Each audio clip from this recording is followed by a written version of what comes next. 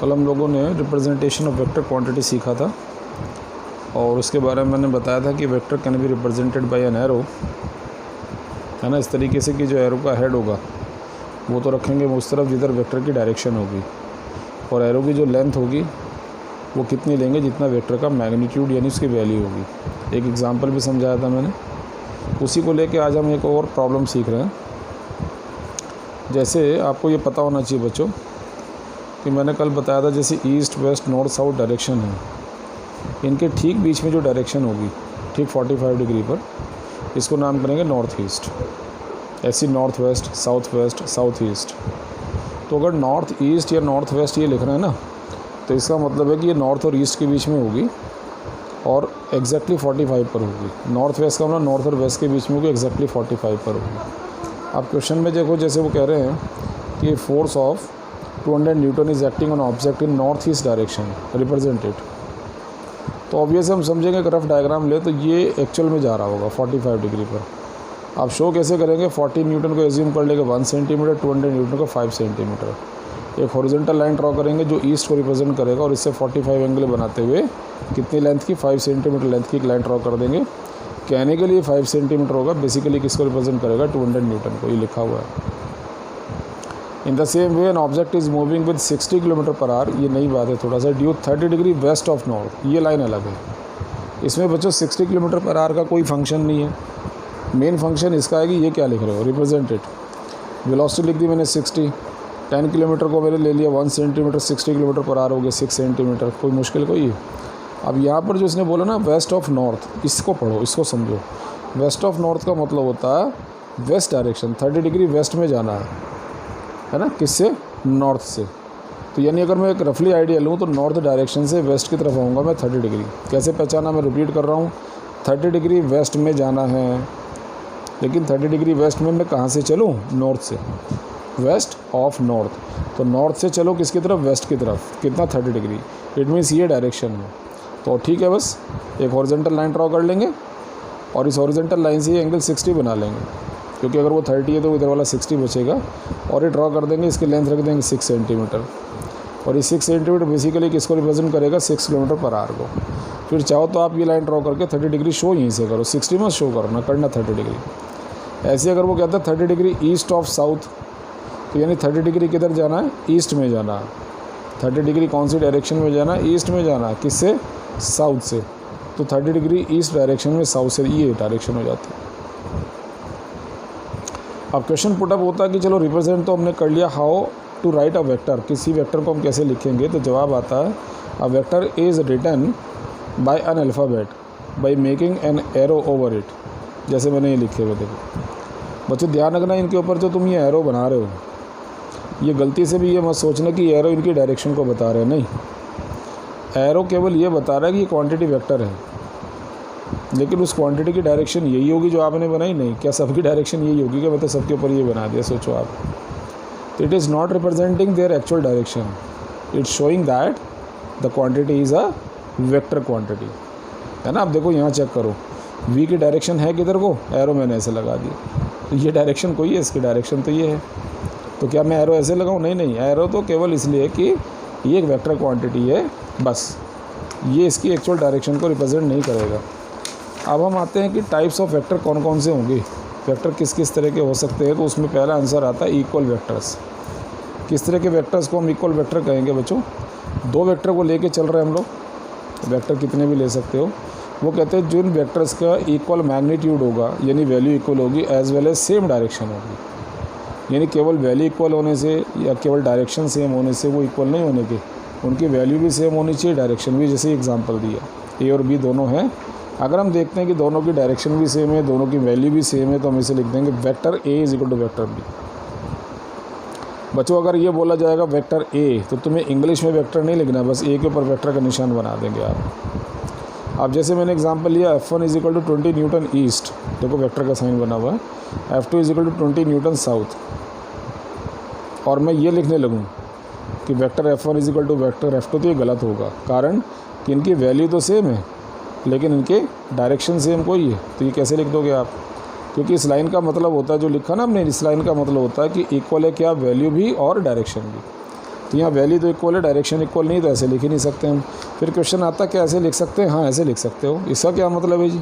इसका मतलब है केवल इनकी वैल्यूज़ इक्वल है, डायरेक्शन तो ऊपर बनाई नहीं है आपने। हाँ वैल्यू इक्वल है, बिल्कुल ठीक बात है। ऐसे टर्म आता है मॉडुलस ऑफ वेक्टर। मॉडुलस का मतलब होता है उसकी लेंथ या उसका मैग्नीट्यूड। कोई भी वेक्टर क्वांटिटी है, अब उसको कैसे लिखते हैं? जैसे एक वेक्टर क्वांटिटी तुमने ये कंसीडर की, अगर मैं इसके मॉडुलस को लिखूँगा तो क्या करूँगा? उसके ऊपर से या तो एरो हटा दूँगा, और मुझे एरो लिखने का शौक़ है अगर, तो एरो लगा के मॉडुलस का साइन लगा देंगे। ये दोनों बातें एक ही हैं, ये बिल्कुल एक ही बात है। अगर मैं यहाँ पर आऊँ, वेक्टर F1 = 20 न्यूटन ईस्ट, तो मैं सिंपल F1 लिखूँगा अगर विदाउट वेक्टर, तो मैं लिखूँगा 20 न्यूटन, या F1 वेक्टर का मॉडुलस लगा के लिखूँगा तो 20 न्यूटन लिखूँगा। इसी तरह से टर्म आता है नेगेटिव ऑफ वेक्टर। नेगेटिव किसे कहेंगे? Vector having equal magnitude but opposite in direction of a given vector. यानी आपको एक वेक्टर गिवन है, तो कोई दूसरा वेक्टर जिसकी वैल्यू तो इसके इक्वल है, डायरेक्शन अपोजिट है, जैसे ये शो किया हमने, वेक्टर ए वेक्टर बी, अगर इनकी लेंथ बराबर है और एक दूसरे के अपोजिट है, तो मैं लिख सकता हूँ, देखो मैंने क्या लिखा, वेक्टर बी = का साइन लगा रहा हूँ माइनस वेक्टर ए। तो = का मतलब वैल्यू इक्वल है, और माइनस का मतलब है कि डायरेक्शन एक दूसरे से अपोजिट है। ऐसे भी लिख सकते हो, a = -b। अब जैसे ये F1 = 25 न्यूटन ईस्ट और F2 = 25 न्यूटन वेस्ट, तो मैं नोटिस करता हूँ कि F1 और F2 दोनों की वैल्यू सेम है और डायरेक्शन एक दूसरे के अपोजिट है, तो मैं आराम से लिख सकता हूँ F2 = -F1। समझ रहे हैं? अब अगर मैं सिंपल F1 लिखूँ, तो मैंने आपको बताया था कि अगर मैं F1 के ऊपर से एरो हटा के सिंपल लिखूँगा तो उसका मतलब होगा वैल्यू कितनी इसकी 25, या मैं इसे ऐसे लिखूँ F1 मॉड का साइन लगा दूँ तो भी 25 होगा, ऐसे F2 के केस में। समझ गए? और अगर मैं सिंपल F1 = F2 लिखूँगा तो बात मेरी सही होगी, क्योंकि दोनों की वैल्यू सेम है। यहाँ माइनस का मतलब नहीं है कोई, क्योंकि ये केवल किसको रिप्रेजेंट कर रहा है? वैल्यू। ठीक है। अब अगर मान लिया मैं कहता हूँ F1 = 25 न्यूटन ईस्ट और F2 = 25 न्यूटन वेस्ट, तो देखो बच्चों ना तो इनकी वैल्यू सेम आ रही है ना? तो मैं अगर इसको लिखूँ F2 = -F1, बिल्कुल गलत। इनके डायरेक्शंस तो अपोजिट है बट वैल्यू सेम नहीं है, नहीं लिख सकता। क्या मैं F1 = F2 लिख सकता हूँ? नहीं लिख सकते आप। क्यों? क्योंकि वैल्यू सेम नहीं है। ये जो रिप्रेजेंट कर रहा है केवल वैल्यू को, क्योंकि एरो हट गया तो मीन्स वैल्यू सेम है क्या ना? तो ये दोनों बातें हमारी क्या हो गई? गलत हो। ठीक है। अब देखिए कोलिनियर वेक्टर क्या होते हैं। कोलिनियर मतलब होता है कि जो वेक्टर एक ही लाइन पर हों, जो सेम स्ट्रेट लाइन पर हों या एक दूसरे के पैरेलल हो, उसे कोलिनियर वेक्टर कहते हैं। जैसे ये दो वेक्टर हैं, vector A vector B same line पर हैं, कोलिनियर होंगे। या ऐसे जैसे vector A vector B parallel है ना, ये भी कोलिनियर होंगे। वेक्टर ए वेक्टर बी ये पैरेलल है लेकिन एक दूसरे के अपोजिट हैं, ये भी कोलिनियर होंगे, है ना। तो कोलिनियर का मतलब क्या हुआ? समझ गए? अब कोलिनियर में दूसरी बात ये समझोगे कि if the vectors are in same direction, जैसे कि ये फिगर है, थीटा 0 डिग्री है, तो फिर हम कह देंगे साहब ये लाइक वेक्टर या पैरेलल वेक्टर्स होंगे। ठीक है ना। अगर वो कोलिनियर हैं और एक दूसरे के सेम डायरेक्शन में हैं, और अगर अपोजिट डायरेक्शन में है, जैसे vectors are in opposite direction, theta 180 है, तो उनको नाम करेंगे अपोजिट और एंटी पैरेलल वेक्टर्स, जैसे ये बनाए हुए। ये भी कोलिनियर है, ये भी कोलिनियर है, ये भी कोलिनियर है, ये भी कोलिनियर है, सब कोलिनियर है, क्योंकि जितने भी सेम लाइन पर ये पैरेलल होंगे सब कोलिनियर होंगे। अब कोलिनियर की कैटेगरी बन गई कि कोलिनियर में अगर सेम डायरेक्शन में है और पैरेलल है तो क्या कहेंगे? तो उनको कह दिया लाइक और पैरेलल।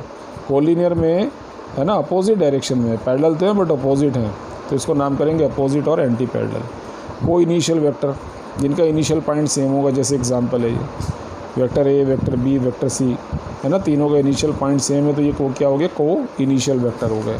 ऐसी टर्म आएगा को प्लेनर वेक्टर। को प्लेनर का मतलब होता है कि जिन वेक्टर का प्लेन सेम होता है। प्लेन से मतलब क्या होगा? देखो बच्चों, प्लेन का मतलब होता है 2 डायमेंशनल। बेसिकली प्लेन दो ही तरह के होते हैं, हॉरिजॉन्टल या वर्टिकल। अब अगर अपने कोऑर्डिनेट सिस्टम में हम आए तो एक्स वाई जेड 3 एक्सिस होती हैं। ये जो जेड एक्सिस होती है ये बिल्कुल ऐसे होती है, ये एक्स और वाई एक्सिस के दोनों के परपेंडिकुलर होती है। ये एक्स से भी 90 बनाती है, वाई से भी। अब क्योंकि हवा में तो हम कॉपी पे बना नहीं सकते, तो हम उसको ऐसे शो कर देते हैं। अब आप नोटिस करो, ए वेक्टर है, ये एक्स और वाई के बीच में है। बी वेक्टर है, वो भी एक्स और वाई के बीच में है। तो हम पता कैसे लिखेंगे? Vector A vector B both lie in X Y plane, so they are coplanar. In the same way vector C है, एक्स और जेड के बीच में। वेक्टर डी है, एक्स और जेड के बीच में। तो in the same way vector C and D lie in X Z plane, so they are also coplanar. इसी तरह से यूनिट वेक्टर आता है। यूनिट के नाम से ही क्लियर हम लोगों को। अब vector having magnitude equal to 1, unity यानी 1, उसको कहेंगे यूनिट वेक्टर, जिसका वैल्यू 1 होगी। अब इसको रिप्रेजेंट करते हैं पता कैसे, ऊपर कैप लगाकर। कोई भी अल्फ़ाबेट है जैसे ए बी सी, उसके ऊपर कैप लगा देंगे, एरो नहीं लगाएंगे। अब यहाँ सीखने की बात है कि मान लिया ए के ऊपर एरो लगा, ए के ऊपर कैप लगा, तो क्वेश्चन पुटअप होता क्या इनमें से कोई वेक्टर है, तो हम कहेंगे कोई नहीं, दोनों ही वेक्टर हैं, ये भी वेक्टर है, ये भी वेक्टर है, चाहिए लगाओ चाहिए लगाओ। फिर डिफरेंस क्या है जी, डिफरेंस ये कि इसका जब भी मैं मॉडुलस लूँगा, मैग्नीट्यूड लूँगा, तो 1 होगा, और इसके बारे में मुझे पता नहीं, जब आप बताओगे तो मैं बता पाऊँगा, नहीं तो नहीं। तो यूनिट वेक्टर अगर कहीं भी है तो आप उसके ऊपर कैप लगा देंगे। तो ध्यान रहे, किसी वेक्टर के ऊपर कैप अगर लगी है तो first of all it is a vector quantity, and secondly its magnitude is equal to 1।